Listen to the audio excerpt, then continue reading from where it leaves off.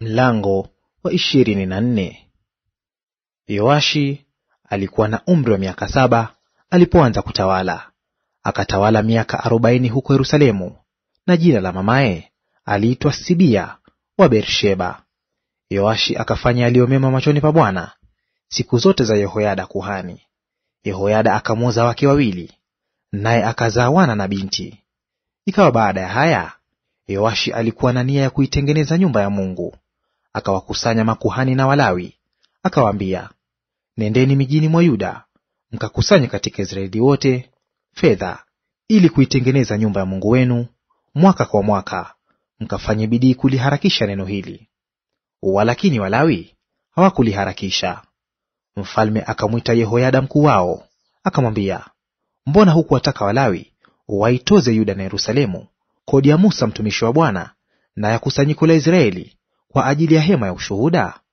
Kwa kuwa wana wa Athalia yule mwanamke mwovu walikuwa wameibomoa nyumba ya Mungu, na vitakatifu vyote vya nyumba ya Bwana wamewapatia Mabaali.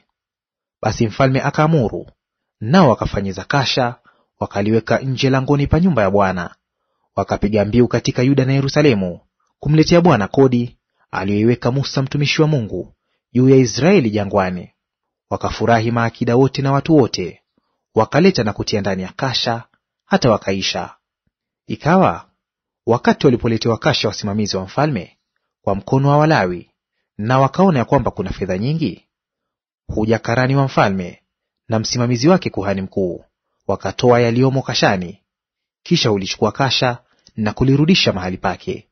Ndivyo walivyofanya siku kwa siku, wakakusanya fedha tele. Na mfalme na Yehoyada waliwapa hao waliofanya kazi ya utumishi wa nyumba ya Bwana, nao wakawaajiri waashi na maseremala ili kuitengeneza nyumba ya Bwana, na hao pia wafuao chuma na shaba ili kuitengeza nyumba ya Bwana. Hivyo mafundi wakafanya kazi yao, nao wakaimaliza, wakaisimamisha nyumba ya Mungu kama ilivyopasa, wakaifanya imara.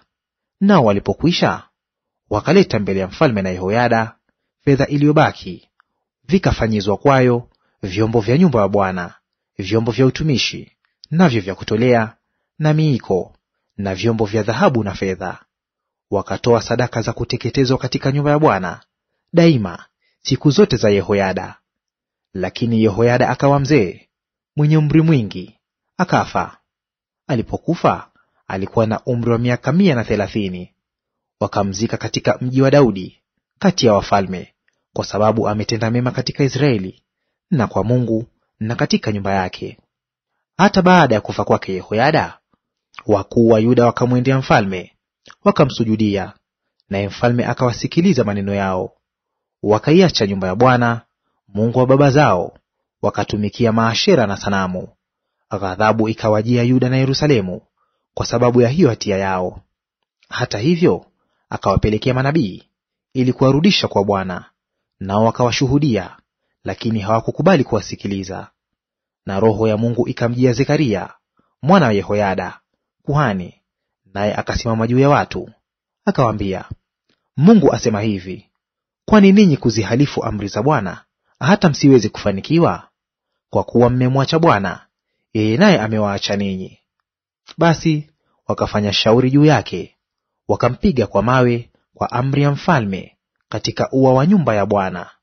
Basi hivyo mfalme Yoashi hakuukumbuka wema ambao Yehoyada baba yake alimfanyia, bali alimuua mwanawe. Naye alipokufa alisema, Bwana na ayaangalie haya, akayatakie kisasi. Ikawa mwisho wa mwaka, wakakwea juu yake jeshi la Washami, wakafika Yuda na Yerusalemu, wakawaangamiza wakuu wa watu wote miongoni mwa watu, wakamletea mfalme wa Dameski nyara zao zote. Maana wakaja jeshi la Washami watu haba, Bwana akatia mikononi mwao jeshi kubwa mno, kwa sababu wamemwacha Bwana Mungu wa baba zao. Hivyo wakamfanyia Yoashi hukumu. Hata walipoondoka kwake, nao walimwacha ameshikwa sana na maradhi, watumishi wake mwenyewe wakamfanyia fitina kwa ajili ya damu ya mwana wa Yehoyada kuhani, wakamuua kitandani pake, akafa. Wakamzika mjini mwa Daudi, lakini hawakumzika katika makaburi ya wafalme. Na hawa ndio waliomfanyia fitina: Zabadi mwana wa Shimeathi mwanamke Mwaloni, na Yehozabadi mwana wa Shimrithi mwanamke Mmoabi. Basi kwa habari ya wanawe na ukubwa wa mizigo aliyolemewa na majengo ya nyumba ya Mungu, tazama, hayo yameandikwa katika maelezo ya kitabu cha Wafalme. Na Amazia mwanawe akatawala mahali pake.